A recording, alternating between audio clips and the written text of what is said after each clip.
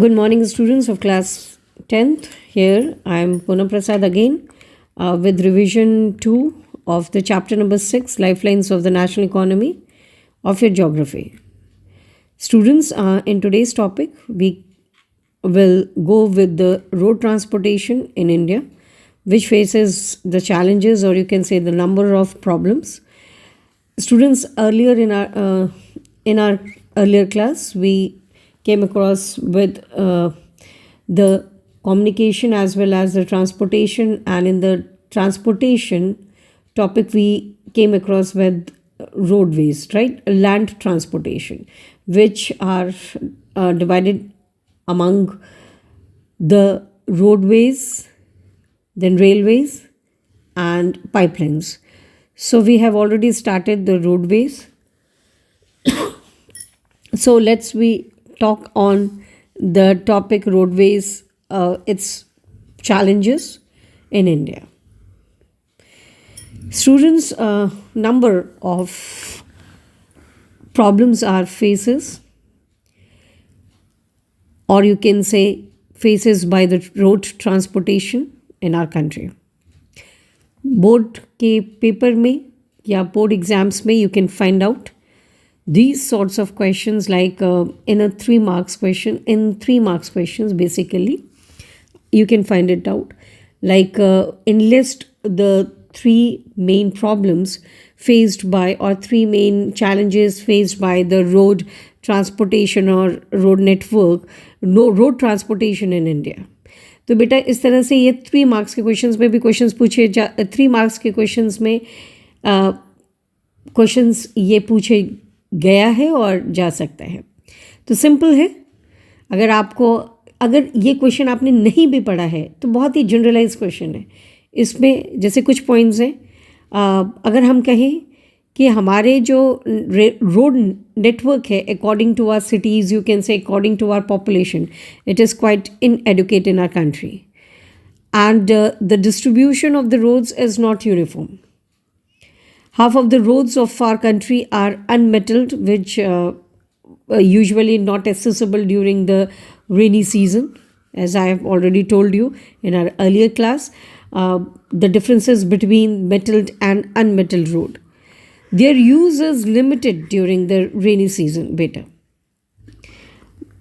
The national highways too are inadequate in our country. They are constructed in the cities. Their bridges and culverts are narrow. अगर हम कहें कि उनके जो bridges भी हैं, या जो जैसे हम लोगों ने कहा जो स्ट्रीट्स होती हैं या स्ट्रीट रोड्स होती हैं, वो भी इनएडुकेट है काफ़ी लेंथ वाइज, या अगर हम ब्रेथ वाइज कहें छोटी होती हैं, ज़्यादा चौड़ी नहीं होती हैं. ये ultimately sometimes it congested the areas. Roadside amenities and facilities are very poor. Emergencies, health services and safeties are also poor, and they need improvement. So if we compare it with the population of India, the road transportation are inadequate. The road network are inadequate in our country. So you can take the 3 examples, you can take the 3 or 2, you can take the 4 points from it and you can just write it down. ठीक है बेटा, आ सकता है question, बहुत important 3 marks question है. Next, if we are talking about what is BOT or what we call it as built, operate and transfer.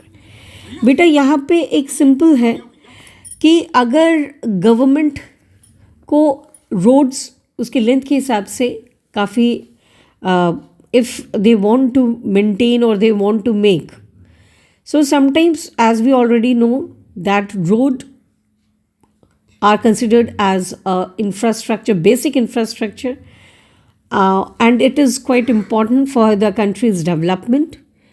So road building and maintenance is comprises with the huge investment. बहुत पैसा लगता है इसमें. तो government इसके लिए क्या करती है, खुद का इन्वॉल्वमेंट तो होता ही है उनके मेंटेनेंस में, बट वो कुछ प्राइवेट कंसर्न्स को या प्राइवेट सेक्टर्स कंपनीज को कहती है to invest, developed and maintain the certain highways. Some highways को दे हैव टू मेंटेन और some part of the certain highways they have to maintain. बेटा जब प्राइवेट कंपनीज उसको कंस्ट्रक्ट करती है या उसको मेंटेन करती है हाईवे को या सम पार्ट ऑफ हाईवेज को, तो उसके बाद वो कंपनी अपना प्रॉफिट लेके या प्रॉफिट शेयर लेके वो उसको ट्रांसफ़र कर देती है to the government of India, है ना. क्योंकि हम लोगों ने देखा है कि स्टेट गवर्नमेंट तो स्टेट पब्लिक सेक्टर्स के अंतर्गत आता है, लेकिन जो नेशनल हाईवेज़ हैं वो CPWD के अंतर्गत आता है. और गोल्डन ट्रायंगल जो रोडवेज़ हैं ये आपके हाईवेज़, गोल्डन हाईवेज़ हैं, ये आपके गोल्डन क्वाड्रिलेटरल हाईवेज़, ये हमारे national highway authority of India के अंतर्गत आता है. तो we can say that all these are come under the control by the government, but sometimes जो गवर्नमेंट है वो इन्वेस्ट करने के लिए वो प्रेरित करती है प्राइवेट सेक्टर कंपनीज को.